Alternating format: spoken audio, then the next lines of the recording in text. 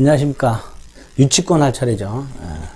자, 유치권 320조가 유치권의 뜻입니다. 타인의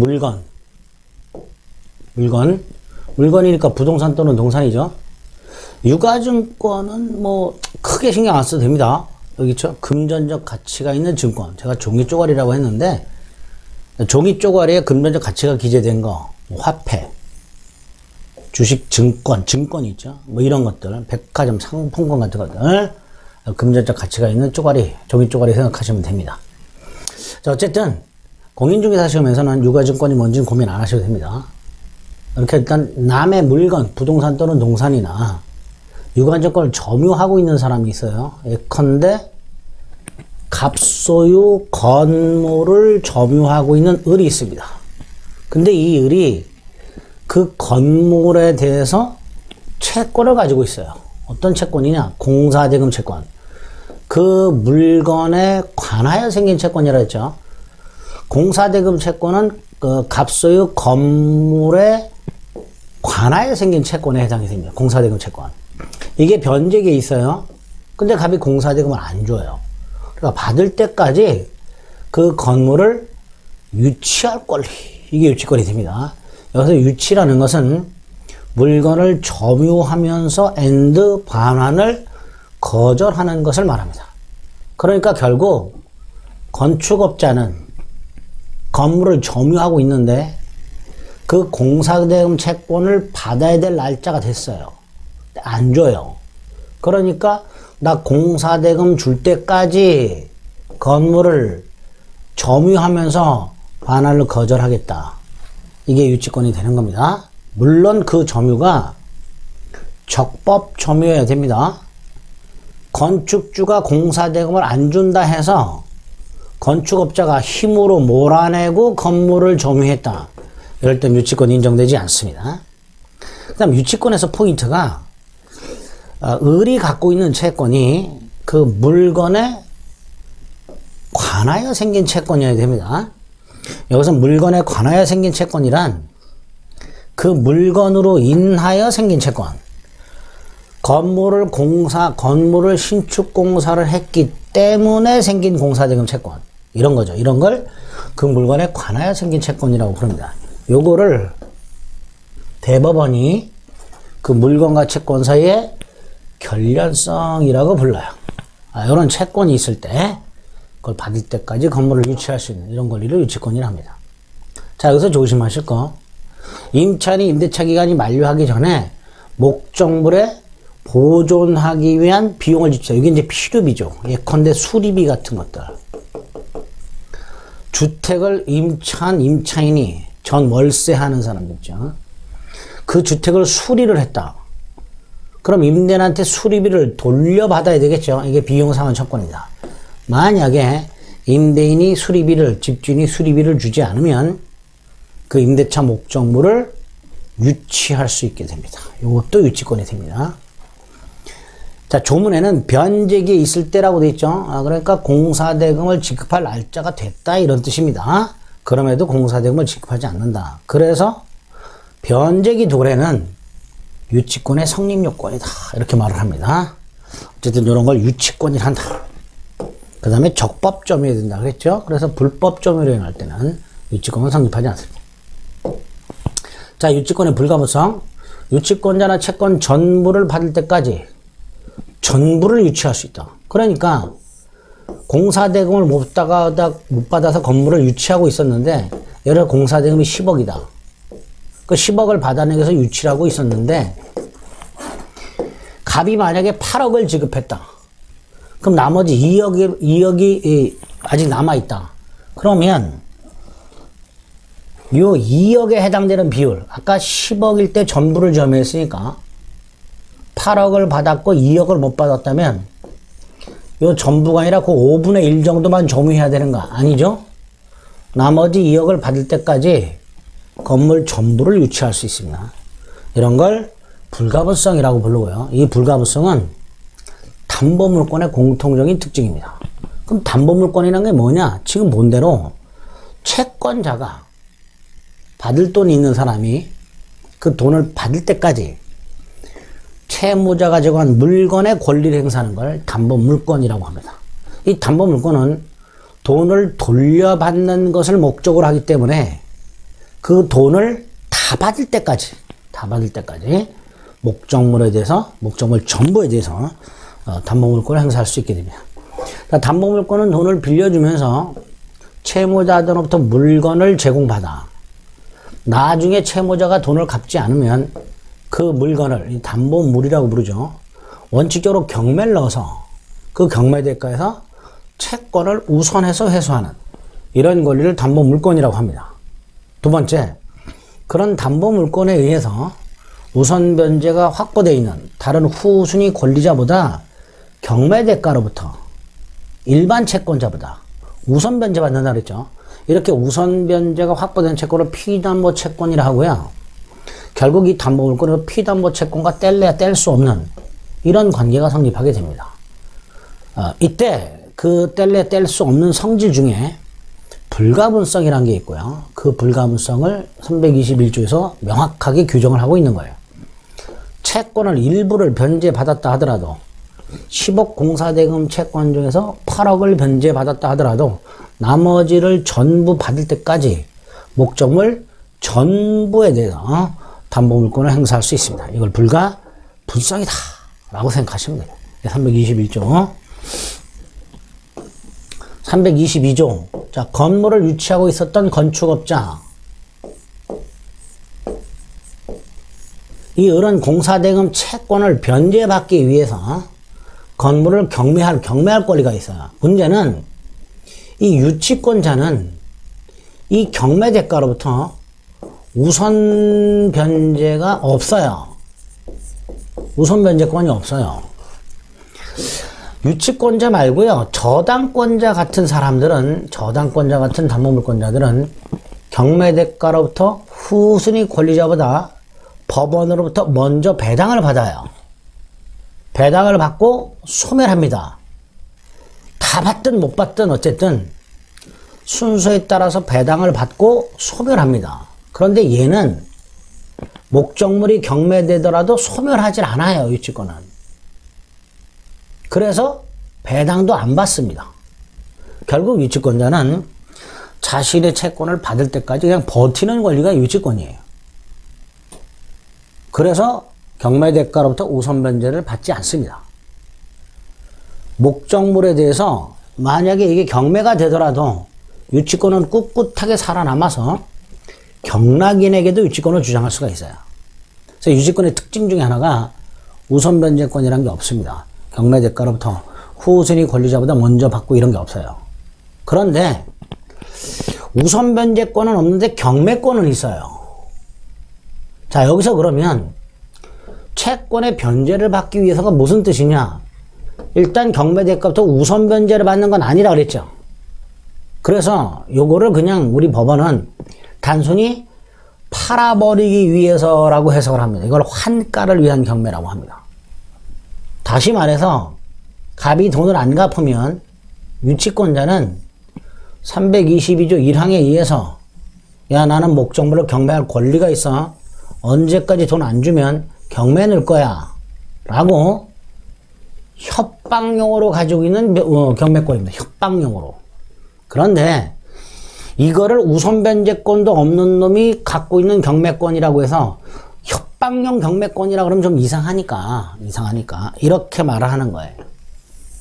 팔아버리기 위한 경매권. 그래서 유치권자는 우선 변제권은 없다. 그러나 경매권은 있다. 여기서 조문 꼭 조심하실 거, 채권의 변제를 받기 위하여 라고 되어 있다 해서 이거를 혼자 우선 변제를 받기 위하여 라고 해석해서는 안 된다는 거예요. 그거 조심하시면 됩니다. 그 다음에 2항은 간이 변제 충당이라고 부르는 건데요. 유치권자는 정당한 이유가 있을 때, 자, 여기서 정당한 이유인지 아닌지는 대법원이 판단합니다. 어쨌든 정당한 이유가 있을 때 이 목적물을 감정평가한 다음 가격이 얼마 나가는지, 그 다음에 예를 들어서 얘가 받을 돈이 10억이고 건물가액이 감정평가했더니 한 10억 정도 되더라. 그러면 법원으로 달려가가지고 판사님 제가 받을 공사대금이 10억이고요. 이 건물을 감정평가했더니 10억이네요. 액수가 딱 맞아 떨어지니까 건물을 제가 소유를 하고요. 10억을 퉁치겠습니다. 라고 청구할 수 있어요. 이걸 간이변제 충당이랍니다. 물론 채무자한테 미리 알려줘야 됩니다. 미리. 결국 간이변제 충당이란 4가지 요건을 통해서 정당한 이유가 있고 감정인 평가를 거치고 법원에 청구하고 미리 채무자에게 통지함으로써 법원이 판결해 주겠죠. 그래, 너 건물 소유권 갖고 10억 퉁쳐. 이렇게. 그럼 얘는 건물 소유권을 취득하면서 자신의 채권을 소멸시키게 됩니다.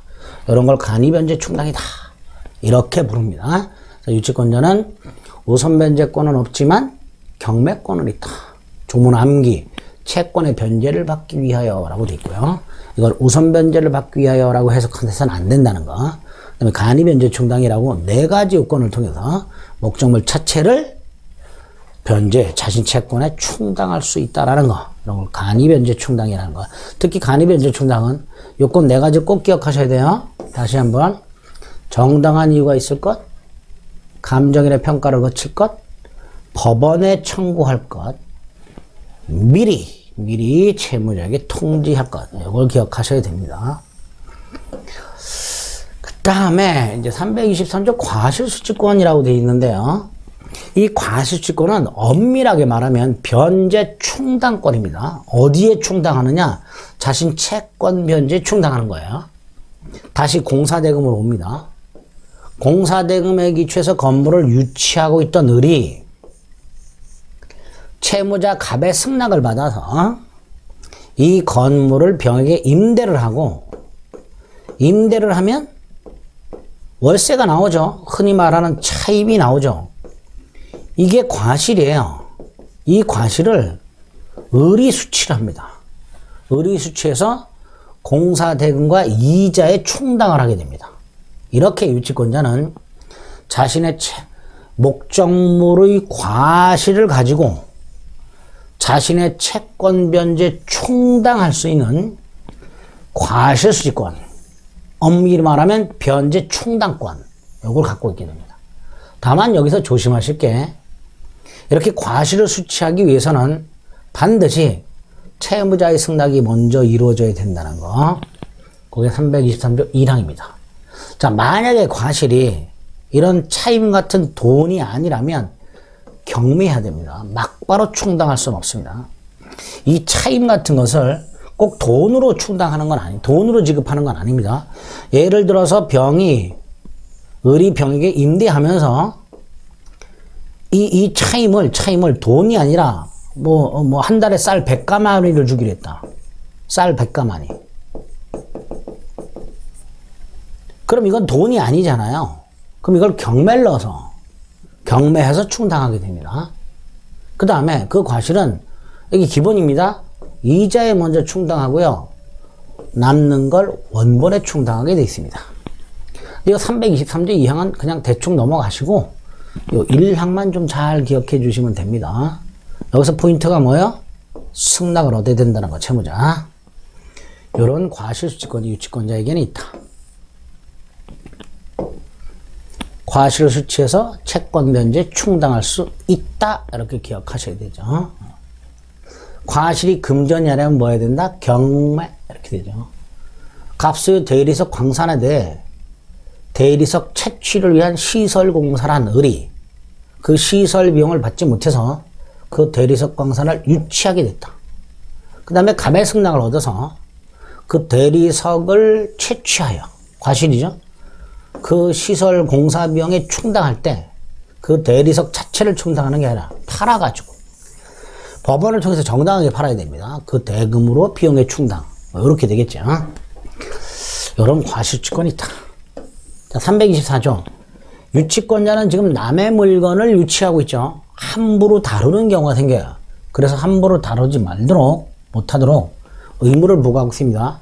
선량한 관리자의 주의 의무라고 해서 민법상 뭔가를 다뤄야 될, 조심조심 다뤄야 될 의무, 뭔가를 조심조심 다뤄야 될 의무를 주의무라고 하고요. 그 주의무가 두 개가 있습니다. 자기 재산에 관한 주의무가 있고요. 선량한 관리자의 주의무가 있습니다. 이게 조금 더 엄격합니다. 이 주의무가. 유치권자는 자기 물건이 아니라 남의 물건을 점유하기 때문에 자기 재산과 동일한 주의무가 아니라 조금 더 엄격한 선량한 관리자의 주의무를 부담하고 있다는 거. 선량한 관리자의 주의무는 뭐라 그럴까? 뭐 특별한 게 아닙니다. 사람이 주의를 하는 정도는 다르잖아요. 그죠? 어떤 사람은 주의력이 뛰어난 사람이 있고, 어떤 사람은 주의력이 좀 결핍된 사람도 있고, 그럴 거 아닙니까? 그런 개개인의 주의력을 따지는 게 자기 재산이에요. 반면에 선량한 관리자의 주의무는 평균적인 사람들, 일반적인 사람들의 주의무를 선량한 관리자의 주의무 이렇게 부르게 됩니다. 어쨌든 그런 의미가 있고, 또 좀 전에 말씀드렸죠. 채무자의 승낙이 없이는 유치무로 사용해서도 안 되고 빌려줘서도 안 되고 담보 제공해서도 안 됩니다. 만약에 1항 선량한 관리자의 주의무나 2항 채무자의 승낙 없이 사용되어 담보 제공해서는 안 되는 의무, 이걸 위반해서 함부로 다루거나 승낙 없이 건물을 빌려줬어. 그러면 채무자는 유치권 소멸을 청구할 수 있습니다. 이거 일방적인 겁니다. 어쨌든 의무가 두 개가 있다.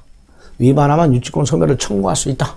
그래서 유치권 소멸을 청구하면 유치권을 소멸합니다. 다만 목적물의 보존에 필요한 사용이라고 되어 있죠. 이 보존에 필요한 사용, 예컨대 주택을 유치하고 있을 때, 주택 공사대금에 기초해서 주택을 유치하고 있을 때 이 주택은 사람이 거주하지 않으면 금방 훼손되죠. 우리 사람이 없는 주택 같은 것들은 뭐 한두 달만 돼도 벽지가 뜯어져 나가고 사람이 관리를 안 하면 그렇게 되잖아요. 그죠? 금방 우리가 흔히 하는 폐가가 돼버린단 말이죠. 그래서 주택 건축 공사한 건축업자가 그 주택을 유치하면서 거주 사용하는 것은 쉽게 말하면 그 주택을 관리하기 위한 보존에 필요한 사용이 됩니다. 뭐 이럴 때는 채무자의 승낙을 받을 필요가 없게 됩니다. 그래서 그러하지 아니하다라고 됐죠. 무슨 뜻이에요? 채무자의 승낙 없이도 보존에 필요한 사용을 할 수 있다, 이런 뜻입니다. 유치권자 의무가 두 개가 있고 위반하게 되면 유치권 소멸을 청구할 수 있다라고 돼 있다는 거 확인하시면 됩니다. 뭐 그런 내용들이 쭉 나와 있습니다. 읽어보시면 되고요. 그 다음에 유치권자의 사용청구권이라고 해서 유치권자가 유치물에 관해서 별도로 필요비를 지출하거나 또는 유익비를 주다. 필요비 이제 수선비 같은 거 말하는 거고요. 수선비. 유익비는 목적물의 가액을 증가시킨 거죠. 이런 경우에 유치권자는 소유자에게 필요비 돌려달라 또는 유익비 돌려달라 청구할 수 있게 됩니다. 두 번째, 유익비는 목적물의 가액을 증가시킨 거라 그랬죠. 만약에 목적물의 유익비를 100만 원을 지출했다. 근데 목적물 가액은 50만 원이 증가할 수도 있고 아예 증가 안 할 수도 있고 200만 원이 증가할 수도 있고 뭐 그렇죠. 그러니까 지출액과 증가액이 다를 수 있단 말이죠. 또 증가액이 아예 없을 수도 있죠. 그래서 유익비는 일단 가액 증가가 현존할 때 지출액을 청구할 것이냐 증가액을 청구할 것이냐의 문제가 있고요. 그 선택은 소유자가 합니다. 요거 하나 하고, 두 번째, 필요비는 안 되지만 유익비만은 소유자가 법원으로 달려가서 좀 나중에 주면 안 될까요? 라고 청구하게 되고요. 법원이 그걸 허락할 수 있습니다. 이렇게 필요비는 안 되지만 유익비만은 법원에 청구해서 상환기간을 유예받을 수 있다라는 거, 이런 거 생각하시면 되고요. 그 다음에 이 유치권자가 아까 건물을 유치하던 건축업자가 그 건물을 유치하면서 필요비나 유익비를 지출했을 때 이 필요비 유익비도 그 건물에 관하여 생긴 채권입니다. 즉 결련성이 인정이 돼요. 따라서 건축주가 공사 대금만을 지급하고 이런 필요비나 유익비를 추가적으로 지급하지 않으면 건축업자는 또다시 유치할 수도 있게 됩니다. 이것도 비용 상환 청구권도 유치권이 또다시 인정된다는 거, 이런 거 확인하시면 되겠습니다. 그런 내용들이 있고. 자, 326조라고 되어 있는데, 채권은요, 일정 기간 행사하지 않으면 소멸합니다. 그러니까, 공사대금을 받지 못해서 건물을 유치하고 있는 건축업자들이 건물을 유치만 하고 있을 뿐, 유치, 반환을 거절하고 있을 뿐, 돈 달라 소리를 따로 안 하고 있는 경우, 공사대금을 지급하라고 별도로 채권을 행사하지 않고 있다면, 이 사람이 아무리 건물을 유치하고 있다 하더라도 이 채권은 소멸시효라는 것에 적용을 받게 됩니다. 즉 소멸시효는 진행이 됩니다. 그걸 이렇게 해놨죠. 아무리 유치권을 행사하고 있다 하더라도, 즉 건물을 점유하면서 반환을 거절하고 있다 하더라도 별도로 공사대금 채권을 행사하지 않는다면 그 채권은 소멸시효에 걸립니다. 그거를 소멸시효 진행에 영향을 미치지 않는다. 소멸시효는 중단되지 않는다. 계속해서 진행한다. 이런 뜻입니다. 그거를 확인하시면 되겠습니다. 채권 행사와 유치권 행사는 별거라는 거 확인하시면 되겠습니다. 327조. 자, 건물을 유치하고 있어요. 공사대금이 10억입니다. 근데 건물은 100억의 값어치가 나가요. 그러면 건축주 입장에서는 10억 때문에 100억짜리 건물을 제대로 사용 못하고 있는 거죠. 그래서 값이 한 10억에 해당되는 다른 담보, 10억 정도 나가는 다른 담보, 예컨대 값이 갖고 있는 10억짜리 땅이 있다. 그럼 그 땅을 담보로 제공하고 건물은 돌려달라. 즉 유치권 소멸을 청구할 수 있습니다. 이게 327조입니다. 채무자 값은 상당한 담보, 여기서 상당한이란 유치 목적물 가액인 100억 원 상당을 말하는 게 아니라 채권액에 상당하는 것을, 채권액에 상당하는 담보를 제공하고 따로 건물을 돌려달라 청구할 수 있도록 하고 있습니다. 여기에 타담보 제공과 유치권 소멸 청구 이렇게 되겠죠. 자, 아까 처음 320조 시작이 유치권자는 물건을 점유하고 반환을 거절한다 그랬죠. 그러니까 점유를 해야 유치권은 성립하고요. 점유를 상실하면 유치권은 소멸하게 됩니다. 자, 다만 점유 상실 중에 우리 204조가 있었죠. 점유 침탈에 의한 상실. 건물을 유치하고 있던 우리 스스로 건물의 점유를 갑에게 돌려주거나 이런 거 말고 누군가에 의해서 점유를 침탈당한 경우에는 204조가 있었죠. 점유를 침탈당한 날로부터 1년 내에 점유물 반환을 청구할 수 있도록 돼 있었죠. 그러니까 일단 유치권자가 유치물에 대한 점유를 상실하게 되면 유치권은 소멸하는데, 다만 그 점유 상실이 누군가의 점유 침탈에 의한 상실이라면 204조에 의하여 침탈당한부터 1년 내 반환을 청구할 수 있도록 되어 있고, 따라서 이 반환 청구권에 의해서 반환을 받게 되면, 돌려받게 되면 유치권은 소멸하지 않았던 것으로 됩니다. 점유는 상실하지 않았던 것으로 보기 때문에 유치권도 소멸하지 않았던 것으로 해석하게 됩니다. 뭐 요 정도가 유치권의 내용이다. 그래서 320조부터 328조까지 유치권의 내용을 좀 철저하게 조문을 위주로 확인을 꼭 해 주셔야 됩니다. 유치권도 조문 자체가 잘 나오는 경우가 있어요. 아까 소멸시효라든가 이런 것들이 조문 자체가 잘 나옵니다. 이런 것들도 조문 나오고 간이변제 충당이라든가 이런 것들도 조문으로 출제가 잘 되니까 이런 게 유치권이구나 이렇게 생각을 해 주시면 되겠습니다. 자, 이제 저당권 보실 차례입니다. 담보물권이라는 걸 보고 있는데, 유치권 할 때 말씀드렸죠. 담보물권이란 채무자가 돈을 빌릴 때 물건을 담보로 제공해요. 물건을 그러니까 채권자한테 제공을 해요. 그리고 나중에 돈을 못 갚으면 채권자는 그 물건에서 자신의 채권을 회수하는 걸 담보물권이라고 합니다. 그 담보물권 중에서 가장 대표적인 게 저당권입니다.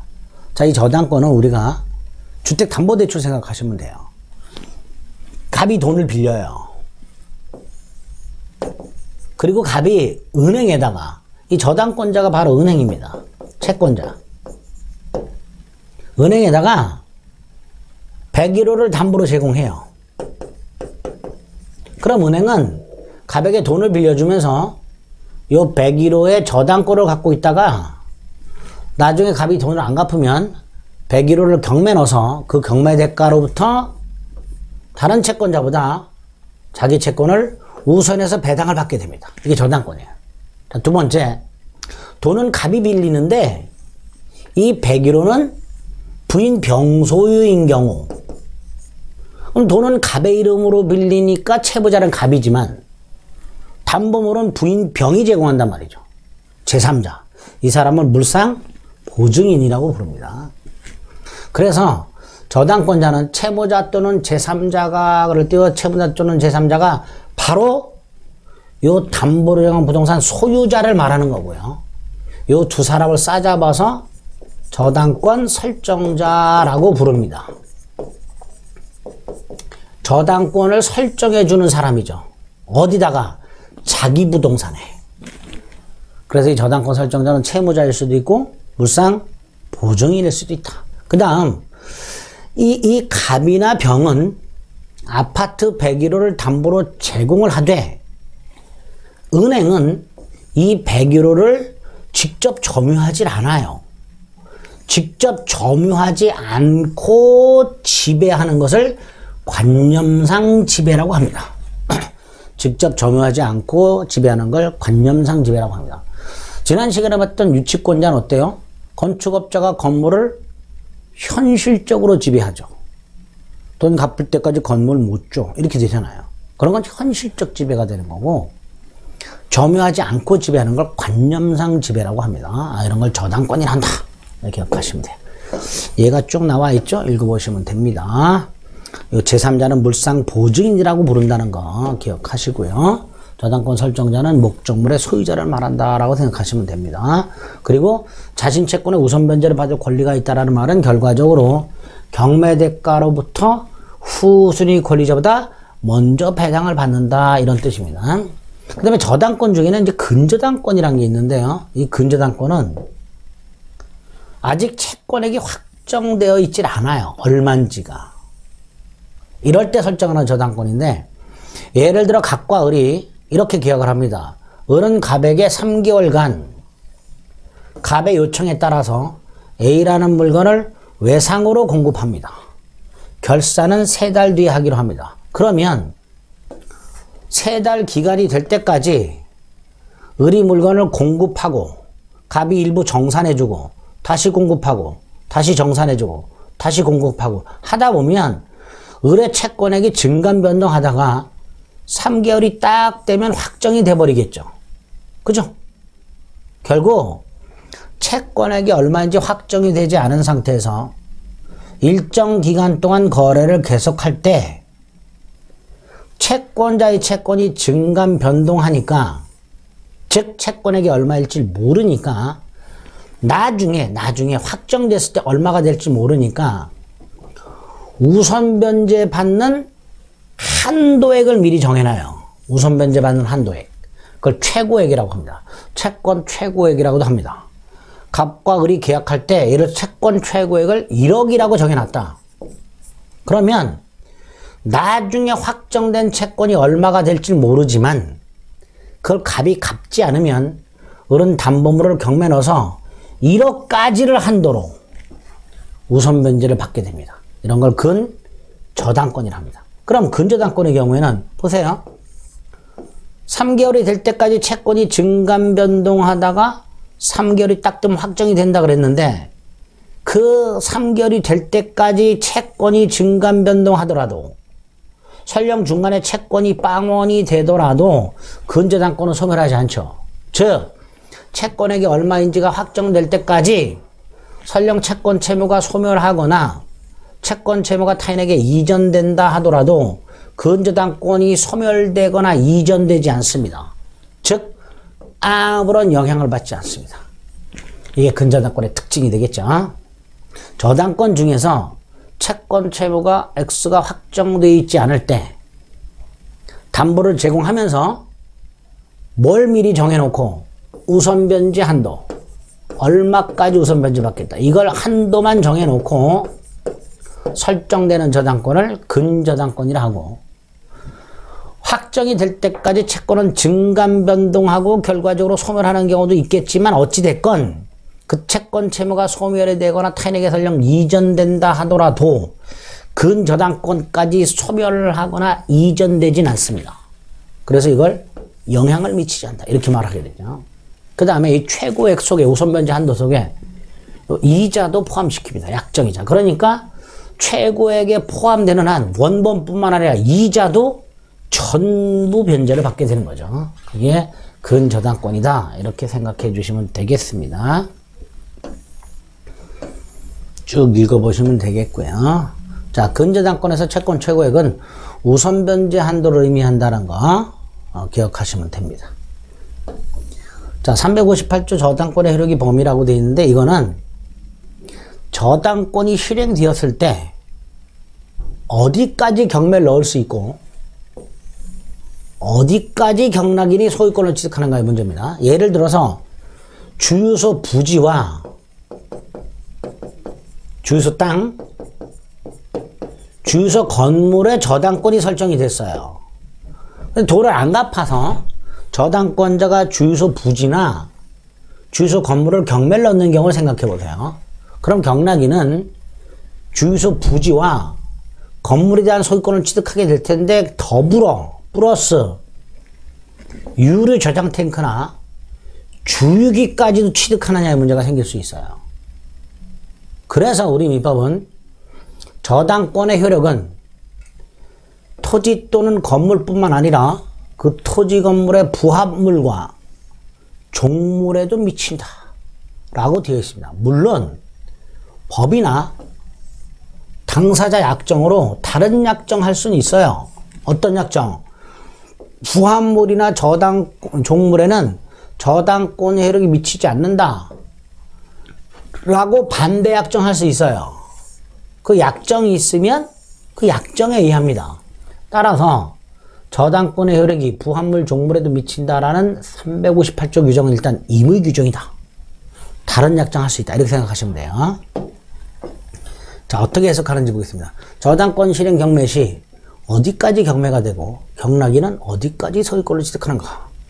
주유소 부지 및 주유소 건물의 각 저당권이 설정된 경우 그 저당권 실행 경매할 때 주유소 부지 및 건물뿐만 아니라 지하에 매설된 유류 저장 탱크, 토지 또는 건물에 설치되어 있는 주유기, 토지 위에 설치되어 있는 세차기 등도 함께 경매가 되는가. 즉, 그 유류 저장 탱크나 주유기나 세차기에 대해서도 경락인이 소유권을 취득하는가의 문제.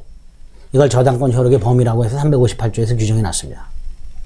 뭐라고 해놨다고요? 부합물, 종물에도 효력이 미친다. 그러니까 지하에 매설되어 있는 유류 저장 탱크라든가 주유기라든가 세차기 같은 것들이 주유소 부지 또는 건물의 부합물인지 종물인지만 판단할 수 있으면 되겠죠. 자, 여기서 부합물이란 토지 또는 건물의 일부, 즉 구성 부분이 되어버린 걸 말합니다. 건물에 설치된 엘리베이터, 매립형 냉단만 시설, 토지 지하에 매설되어 있는 유류 저장 탱크 이런 것들이 부합물이에요. 이런 엘리베이터라든가 매립형 냉난방 시설 또는 지하에 매설된 유류 저장 탱크는 각각 건물의 일부, 토지의 일부가 되어버립니다. 즉 토지 건물의 구성 부분이 되어버려요. 이런 걸 부합물이라 합니다. 반면에 종물은 물건이 두 개가 있어요. 갑소유 A 물건과 을소유 B 물건이 있다. 이때 어느 하나의 물건이 다른 물건의 일상용도, 이걸 줄여갖고 상용이라고 합니다. 일상용도에 제공된다라고 되어 있는데요. 일상용도에 꼭 필요한 물건이 종물이라고 생각하시면 돼요. 예를 들어서 주유소의 일상용도는 주유종, 그 주유라는 일상용도에 꼭 필요한 물건이 있어요. 주유기라고. 이런 것들이 종물이 됩니다. 그래서 종물이란 독립한 물건인데, 두 개의 물건이 독립되어 있는 물건인데, 어떤 토지 또는 건물에 어떤 물건은 일상용도에 꼭 필요한 물건. 이게 종물이 되는 거고요. 요 물건이 주물이 되는 거죠. 종물이 꼭 필요한 물건. 그게 주물이 되는 거죠. 주유소 일상용도는 주유니까 결국 주유기가 종물이 됩니다. 그럼 세차기는 토지 일부도 아니고, 부합물 아니고, 주유소 일상용도가 세차는 아니니까 종물도 아니고, 그럼 결과적으로 주유소 부지나 건물이 경매되었을 때 세차기에는 저당권 혜택이 미치지 않는다. 이렇게 되겠죠. 어쨌든 부합물 종물에도 저당권 혜택이 일단 미치도록 되어 있지만 당사자가 다른 약정할 수 있다라는 것. 결국 부합물 종물에 효력이 미친다라는 규정은 임의 규정이다. 이렇게 되겠죠. 그렇게 확인하시면 되겠습니다. 자, 359조 과실이라고 되어 있네요. 자, 101호를 담보로 제공하고 돈을 빌려서 저당권을 설정한 다음 갑이 101호를 병에게 임대해서 월세를 100만 원을 받더라. 이게 과실이죠. 이런 과실에 대해서 저당권 혜택이 미치느냐 안 미친다는 거죠. 원칙이 유실수 1만 그루를 임목 등기하고 그 임목을 담보로 돈을 빌리면서 그 임목에다 저당권을 설정했는데 나중에 이 유실수인 즉 사과나무의 그 사과 이걸 수확을 할 때 여기에 저당권 혜택이 미치느냐 말이죠. 안 미친단 말이죠. 101동 101호에 저당권이 설정되었을 때 그 월세가 나오는 경우에 그 월세에 저당권 혜택이 미치냐 원래 안 미친단 말이죠. 그런데 다만 이 임목이라든가 요 101호가 압류가 되면 압류가 되면 그 압류 이후의 과실 여기에는 저당권 혜택이 미치게 됩니다. 압류 이후의 과실에 대해서는 저당권 혜택이 미치게 된다.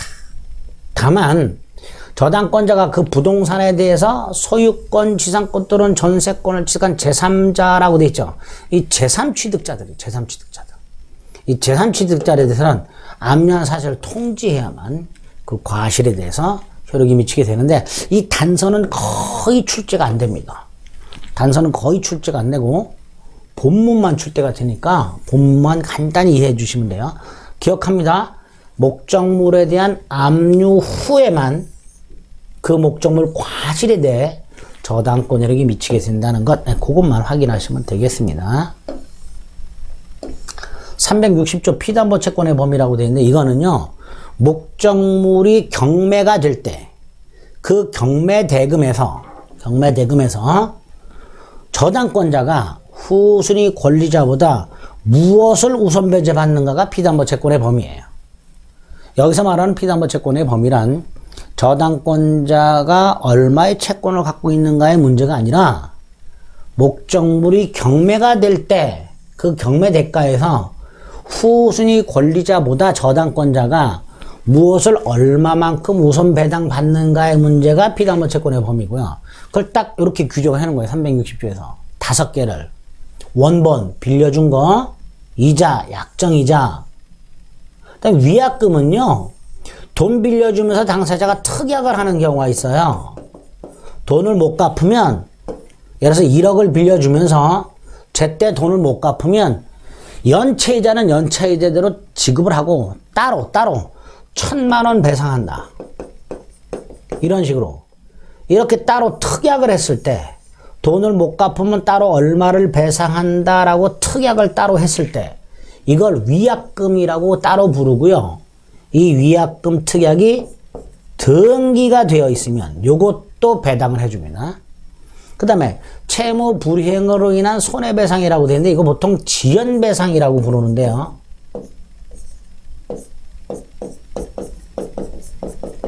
우리가 흔히 말하는 연체이자라고 부르는 거야. 지연이자 또는 연체이자. 우리 돈 빌리면서 이자는 얼마 약속하죠. 연체이자는 몇 프로 이런 식으로 그 연체이자를 말하게 됩니다. 그것도 배당을 해주고요. 저당권 실행비용이라고 저당권자가 경매법원에 미리 납부하는 게 있어요. 감정평가비용 같은 것들. 이런 것들이 저당권 실행비용인데 이것도 담보를 해줍니다. 여기서 담보한다는 건 우선 변제 받는다 이런 뜻이에요. 총 5개. 원본이자 위약금 채무 불이행으로 인한 손해배상 저당권 실행 비용. 자, 그 중에서 기억할 거. 위약금은 반드시 위약금 특약이 있고 등기까지 돼야만 된다는 거. 또 하나, 지연배상은 1년분만 배당해 줍니다. 1년분. 연체이자는 1년분만 우선해서 배당해 준다 이런 뜻이에요. 연체이자는. 그렇게만 360조를 이해하시면 되겠습니다. 자, 361조 저당권 처분 제한이라고 되니 이건 별거 아니죠. 갑의 101호를 담보로 은행이 1억을 빌려줍니다. 그럼 1억 채권을 갖고 있죠. 이거를 회수할 목적으로 101호의 저당권을 갖고 있는 상태에서 을이 이 저당권만 다른 사람에게 팔아먹는다. 이거 있을 수 없죠. 이 저당권이라는 권리는 1억 채권을 회수하기 위해서 갖고 있는 거예요. 그러니까 이 저당권이라는 권리와 이 채권, 피담보 채권이라고 그랬죠. 뗄래야 뗄 수가 없어요. 그러니까 저당권을 채권으로부터 떼내서 저당권만 팔아먹거나 저당권만 담보로 제공 못하는 거죠. 을이 다른 사람부터 돈을 빌리면서 요거 빼고 요것만 담보로 제공 이런 거 안 된다라는 거죠. 꼭 기억하셔야 됩니다. 저당권을 채권과 떼내서 팔아먹거나 다른 담보로 하지 못한다.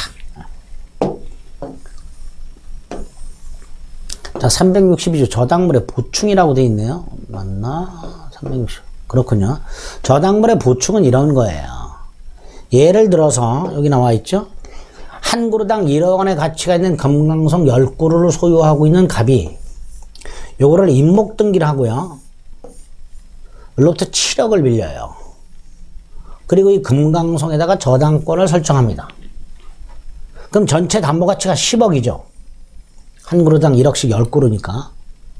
나중에 갑이 7억을 갚지 않으면 을은 이 10그루를 경매 넣어서 자신의 취거를 회수하면 되죠. 그런데 임목 저당권자인 을 몰래 2그루를 몰래 뽑아가지고 반출 매각을 해버리면 전체 담보가치가 10억에서 8억으로 쪼그라든단 말이죠. 이게 저당권 침해가 됩니다. 이렇게 저당권이 침해가 되었을 때 저당권자는 설정자한테 보충해라 청구할 수 있습니다. 이게 저당물의 보충입니다. 채무자 또는 물상보증인이죠. 여기서 말하는 설정자는 채무자 또는 물상보증인이라고 그랬죠. 채무자 또는 물상보증인의 고의 또는 과실로 책임 있는 사유, 이 귀책 사유라고도 하죠. 고의, 일부러, 과실, 부주의하여 저당물의 가액이 현저하게 감소했다. 갑이 일부러 2그루를 몰래 갖다 팔아먹어 가지고 담보가치가 10억에서 8억으로 하락을 해버렸다. 이럴 때 저당권자 을은 설정자에 대해서 원상 회복 따위를 청구할 수 있다. 같은 값어치를 가진 금강선을 갖다 새로 심어놔라. 원상 복구해라. 아니면 다른 담보를 내놔라. 이렇게 청구할 수 있습니다. 이게 362조가 됩니다. 363조 저당권자의 경매 청구권과 경매인이라고 되죠. 저당권자는 당연히 변제액의 돈을 못 갚으면 그 변제를 받게, 여기서 변제를 받기 위해서는 유치권하고 다르죠. 이거 우선 변제가 되죠, 이거는. 유치권도 변제를 받기 위해서 경매할 수 있다라고 되어 있지만 그때 변제를 받기 위해서는 우선 변제가 아니라 환가를 위해서라고 해석한다 그랬죠. 하지만 저당권자는 경매대가에서 우선 변제를 받으니까 당연히 여기서 변제를 받기 위하여는 우선 변제를 받기 위하여라고 해석이 얼마든지 가능하고요. 경매할 수 있죠. 자, 이때 저당물의 소유권을 취득한 제3자라고 되어 있죠. 갑소유 땅에 저당권자 을이 있었어요. 근데 이 상태에서 갑이 땅을 팔아요. 병이 소유권을 지겠어요. 그런데 이렇게 땅 소유자가 넘어가더라도 저당권은 소멸하지 않습니다. 만약에 이 상태에서 갑이 돈을 안 갚으면요, 저당권은 목적물을 경매를 넣게 돼요. 그럼 이 병은 소유권을 상실하게 되죠. 이런 사람들을 저당부동산 제3취득자라고 합니다. 그 제3취득자 중에서 저당부동산 제3취득자 중에서 즉 저당권이 설정된 부동산을 취득한 제3자 중에서 소유권을 취득한 사람, 이 사람. 원래 소유자는요, 소유물이 경매가 될 때 경매 절차에 참가를 못합니다. 쉽게 말하면 내가 내 거를 경락받지는 못해요. 경매 참가가 제한되어 있습니다. 그런데 저당권이 설정된 후 소유권을 취득한 제3자는 경매 절차에서 경락을 받을 수 있습니다. 경매 절차에 참가할 수 있도록 해놓은 겁니다. 이게 363조 2항이 됩니다. 이렇게 경매권과 경락인이 될 수 있는 제3취득자가 있고요. 364조 다시 한번 저당권이 설정되어 있는 부동산, 갑소유 땅에 저당권이 설정이 되어 있는데 이 부동산에 대해서 산 사람, 소유권을 취득한 사람, 지상권을 취득한 사람, 전세권을 취득한 사람, 역시 제3취득자입니다. 이런 제3취득자는 이 저당권자에게 대신, 값 대신 돈을 갖고 소유권을 방어하기 위해서 값 대신 돈을 갖고 저당권 소멸을 청구할 수 있게 됩니다. 자, 이 병이 갑이 을로부터 돈을 빌리면서 을의 이름으로 저당권을 설정해주고 병에게 땅을 팔아먹거나 병에게 지상권 전세권을 설정해줬는데 갑이 을에게 돈을 갚지 않아서 을이 경매를 넣을 때 이때 병은 자신의 소유권 등을 방어하기 위하여 갑을 대신해서 갚을 수 있단 말이죠. 대신. 그리고 저당권을 소멸시킬 수 있습니다. 그리고 갑에게 찾아가서 야, 네가 갚아야 될 돈을 내가 대신 갚았으니까 나한테 갚아 라고 할 수 있습니다. 그걸 구상권이라고 합니다. 그래서 364조가 됩니다. 을의 갑에 대한 3억 채권을 담보하는 저당권이 설정이 되어 있는 5억 상당의 갑소유 땅을 병이 3억 채무로 인수하지 않고 5억을 갑에게 다 줬어. 그런데 갑이 돈을 갚지 않았어. 이럴 때 병을 뭐라 한다? 저당부동산 제3취득자. 이 제3취득자는 돈을 대신 갚을 권리가 있고요.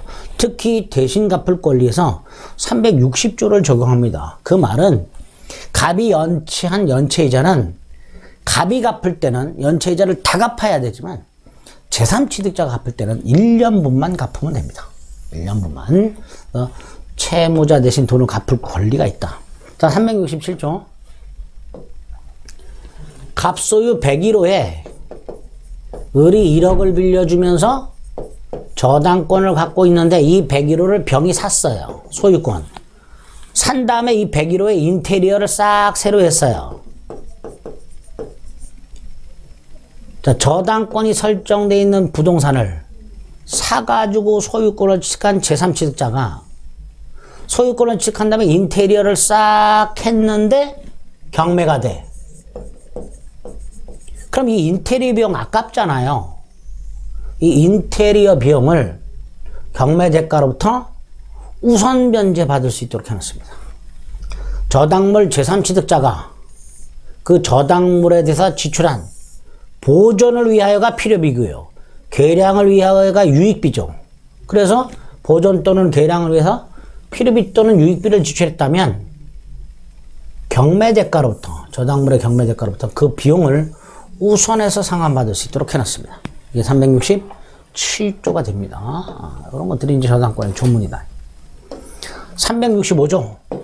저당 지상의 건물에 대한 경매 청구권이라고 되는데 일단 요거는요.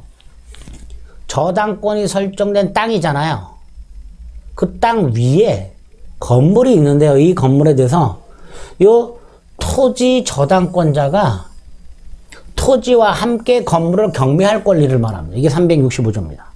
자, 땅을 목적으로 저당권이 설정되어 있습니다.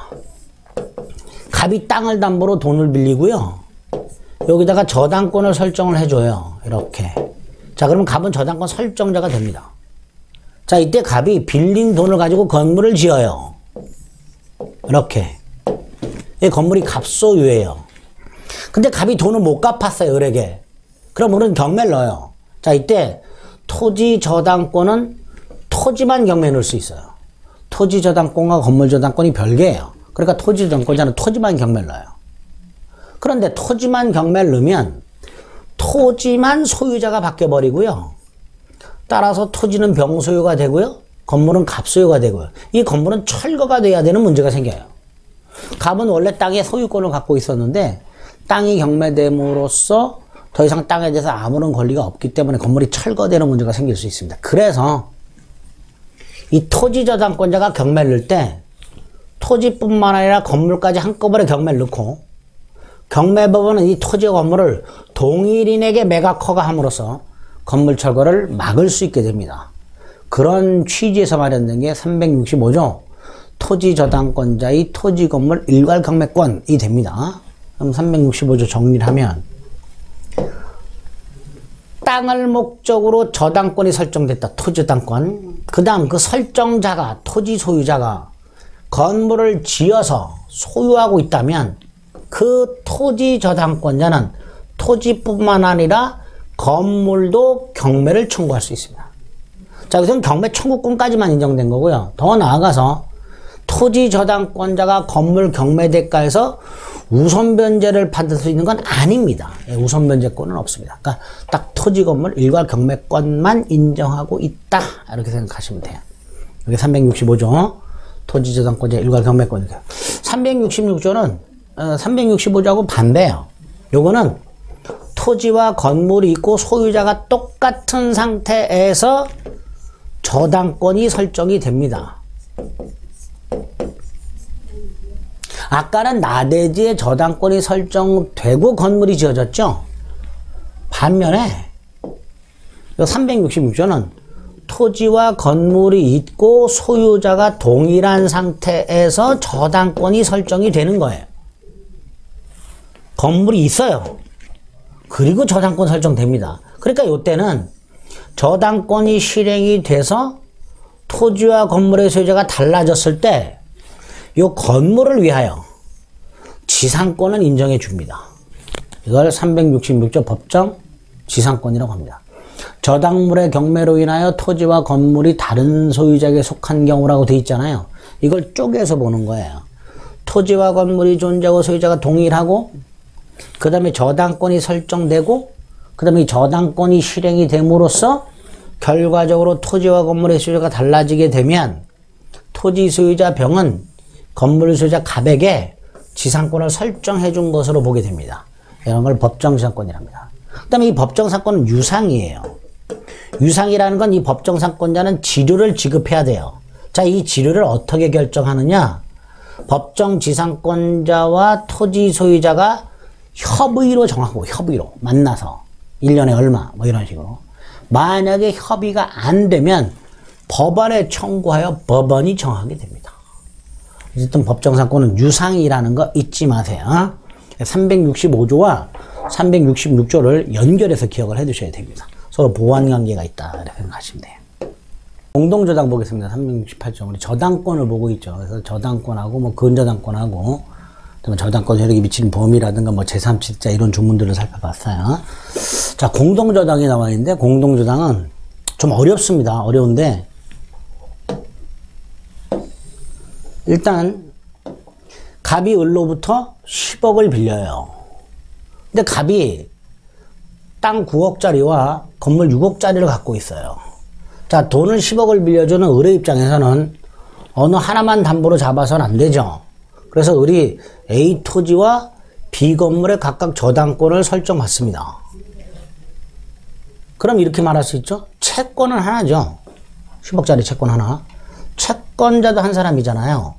근데 그 한 사람이 여러 개의 저당권을 갖고 있죠. 이런 걸 공동저당이라 합니다. 자, 이 공동저당은 두 가지 방법이 있어요. 두 가지로 경우의 수가 나눠집니다. 하나는 나중에 갑이 돈을 못 갚으면 을은 이 A 토지와 B 건물을 한꺼번에 경매를 넣어서 10억을 회수하는 방법. 여기 하나 있고요. 또 하나는 만약에 땅값이 많이 뛰었어. 땅만 경매하더라도 10억을 다 회수할 수 있을 것 같아. 그럼 땅만 경매에 넣어서 10억을 회수할 수도 있어요.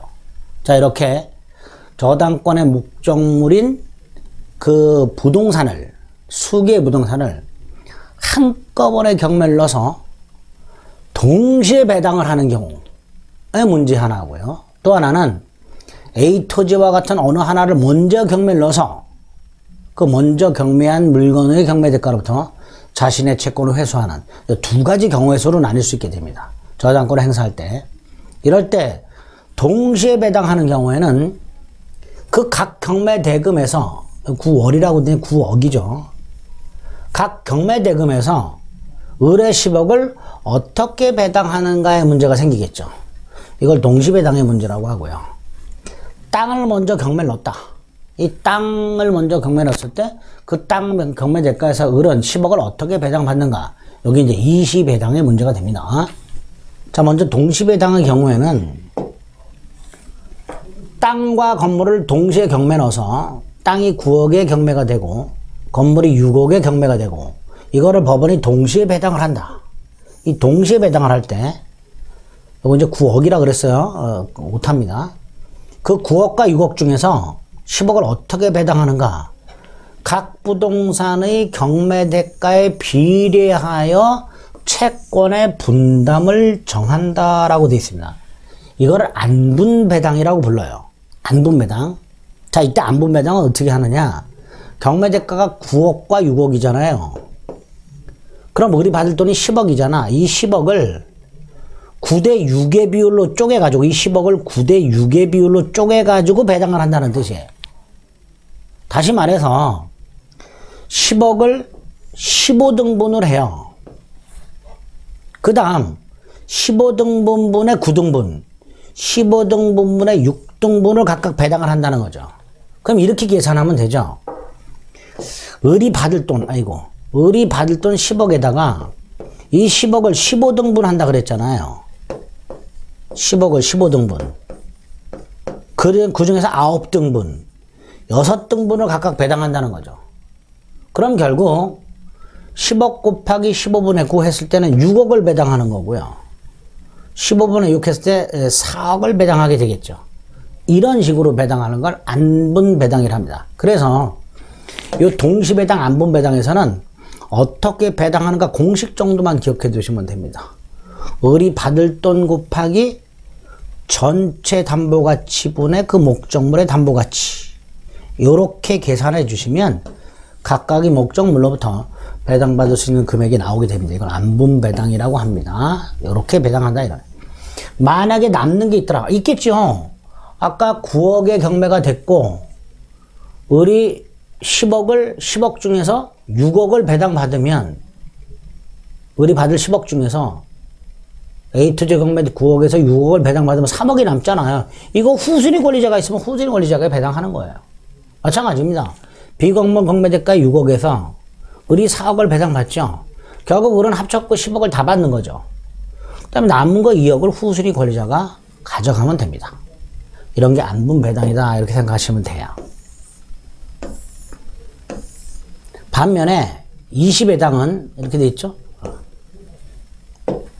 전항의 부동산 중 일부를 먼저 경매해서 그 일부 경매대가를 먼저 배당할 때 이걸 이시배당이다라고 합니다. 이시배당.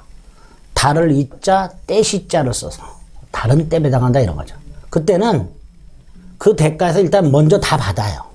그러니까 A 토지가 먼저 경매에 넣어서 9억이 나오게 되면 을이 9억을 다 가져갑니다. 그럼 어떤 문제가 생겨요? 네, 이런 문제가 생기죠. 아까 동시배당 했을 때 을은 A 토지에서 6억을 받아가고 후순위 권리자가 3억을 받아갈 수 있었는데 A 토지를 동시배당하지 않고 이걸 먼저 경매를 넣으면 을은 9억을 다 받아가요. 그럼 거기 있던 후순위 권리자는 한 푼도 못 받는 문제가 생기죠. 자, 이 후순위 권리자를 병이라고 한번 생각해 볼게요. 그 이 병은 어떻게 하냐 말이죠. 동시배당했더라면 을이 9억 중에서 6억을 가져가고 병은 3억이라도 배당을 받을 수 있었는데 A 토지를 먼저 경매를 넣어서 을이 9억을 다 가져가면 병은 한 푼도 못 받는 문제가 생겨요. 그래서 요 사람은 나중에 비건물이 경매가 될 때 을이 동시 배당했더라면 받을 수 있었던 금액을 금액을 한도로 병이 을을 대신해서 받게 됩니다. 그럼 이렇게 배당받는 거죠. 을은 아까 A 토지를 경매에 넣어서 9억을 받았죠. 그럼 1억 남았죠. 자, 이 상태에서 비건물이 경매되었을 때 을이 동시배당했다라면 받을 수 있던 4억을 을이 1억을 가져가고 남은 3억을 병이 배당을 받게 됩니다. 그러면 동시배당했을 때고 결과가 똑같아지게 됩니다. 여기 20배당이죠. 이런 걸 후순위 권리자의 대위권이라고 부릅니다. 공동저당 목적물의 후순위 권리자는 20배당의 경우에 먼저 경매된 목적물의 후순위 권리자는 다른 목적물이 나중에 경매가 될 때 공동저당권자 을을 대신해서 3억을 배당받게 됩니다. 이런 걸 후순위 권리자의 대위권 이렇게 불러요. 그러면 이렇게 되겠죠. 전항의 부동산 중 땅을 경매해서 그 9억을 먼저 배당하는 경우에 을은 9억을 다 받을 수 있다. 자, 이 경우에 그 경매된 부동산의 후순위 저당권자 병은 선순위 저당권자 을이 전항이니까 1항이죠. 1항이니까 뭐예요? 동시배당이죠. 1항의 규정에 의하여 다른 부동산의 경매대가에서 변제를 받을 수 있었던 금액, 동시배당했다라면 받을 수 있었던 금액이 뭐였어요? 4억이었죠. 그 4억에 대하여 선순위 권리자 을을 대신해서 자신의 저당권을 행사해서 변제를 받게 됩니다. 그 내용들이 쭉 설명이 나와 있습니다. 이렇게 공동저당권의 경우에 공동저당권이 뭐고, 그다음에 공동저당권자는 나중에 채무자가 돈을 갚지 않았을 때 그 공동저당권을 어떻게 실행해서 어떻게 배당을 받는가, 그거를 규정한 게 368조가 됩니다. 369조 부종성이라고 해요. 부종성이란 건 이런 거야. 채권이 소멸하면 담보물권도 소멸하는 성질, 이걸 부종성이라 합니다. 우리 유치권에서 불가분성이란 걸 봤죠. 유치권자는 채권을 전부 변제받을 때까지 목적물 전부에 대해서 유치할 권리가 있다 그랬죠. 그걸 불가분성 이렇게 불렀죠. 또 하나가 이거죠. 채권이 소멸하면 담보물권도 당연히 소멸하는 성질, 이거를 부종성이란다. 담보물권의 부종성 이렇게 부릅니다. 그 다음에 370조라고 해서 한번 214조라고 되어 있죠. 214조가 뭐였죠? 소유권에 기초한 반환 청구권, 방해 제거 청구권이었죠. 이런 것들을 준용하도록 하고 있죠. 214조 소유물 방해 제거, 방해 예방 청구권이라는 물권적 청구는 저당권에도 적용을 하는데요. 다만 313조인 소유물 반환 청구권은 적용하지 않습니다. 아까 저당권자는 목적물을 점유하지 않는다 그랬죠. 아까인가? 지난 시간인가? 저당권자는 목적물을 점유하지 않는다 그랬죠. 점유하지 않으니까 뺏길 리는 없어요. 자기가 점유한 적이 없기 때문에 자기한테 돌려달라고 할 일은 없어요. 그러니까 반환 청구권이 없습니다. 방해 제거하고 방해 예방 청구권만 있고요. 이건 느닷없이 쓸데없는 게 들어가 있네요. 이거는 지우시면 됩니다. 조합에서 나와야 되는데 여기 들어가 있네요. 기출지문은 이거죠. 저당권자는 저당물 침해를 이유로 자신에게 반환할 것을 청구할 수는 없다. 반환 청구는 없다. 이렇게 기억하시면 돼요. 뒤에 거는 지우세요. 쫙, 이거는 필요가 없는 지문. 그 다음에 조심하실 게 342조입니다. 좀 전에 저당권은 몇몇 조를 준용한다라고 되어 있는데 그 중에서 342조가 문제인데요. 342조는 질권, 전당포 주인이 갖는 권리에 나오는 건데 342조가 뭐냐? 이 물상대위라는 겁니다. 자, 물상대위는 이런 거죠. 갑수 땅의 저당권을 갖고 있었는데 땅이 수용이 됩니다. 공용징수라고 합니다. 그럼 이 저당권자는 더 이상 땅을 경매해서 자신의 채권을 회수할 수가 없고요. 갑이 받게 되는 보상금에 대해서 저당권 행사에서 우선 면제를 받게 됩니다. 이런 걸 물상대위라고 합니다. 이때 보상금이 갑에게 지급이 돼버리면 안 돼요. 그러니까 보상금이 갑에게 지급이 되기 전에 지급을 못하도록 압류를 해둬야 됩니다. 그러면 그 보상금에 대해서도 저당권을 행사할 수 있습니다. 이 물상대의가 질권의 규정이 되어 있어요. 이걸 저당권으로 바꿔주면 됩니다. 저당권은 저당 목적물의 멸실훼손 또는 공용징수로 인해서 저당권 설정자, 그 부동산 소유자죠. 소유자가 받을 금전, 보상금, 보험금, 기타 물건, 대토 같은 것들, 여기에 대해서도 저당권을 행사할 수 있다. 이런 거 물상대위를 한다. 그래서 물상대위는 저당 목적물의 보험금, 보상금, 이걸 가치 변형물이라 하고요. 그 가치 변형물 위, 물상, 대신 자리 잡는다. 그래서 물상대위 이렇게 부르는 거예요.